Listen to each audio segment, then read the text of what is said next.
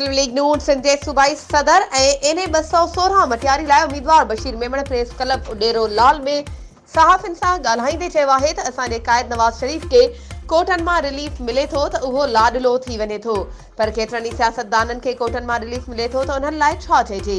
हुन चयो त PTI खे 12 मई वारे वाक़े खां पोइ खेनि कुझु बि नथो सम्झां, पर इहो ज़रूरु चवंदसि त PTI वारनि किरियल हरकत कई हुई।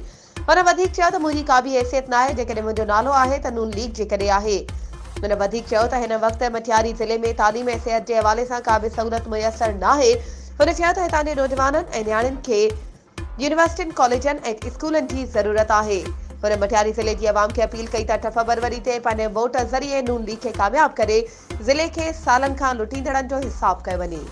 वधीक ख़बरूं ऐं अपडेट्स जे लाइ असांजे चैनल खे सब्सक्राइब कयो ऐं हा, बेल आइकन खे प्रेस करणु न विसारिजो त जीअं असांजी हर नई अचण वारी वीडियो तव्हां ताईं पहुची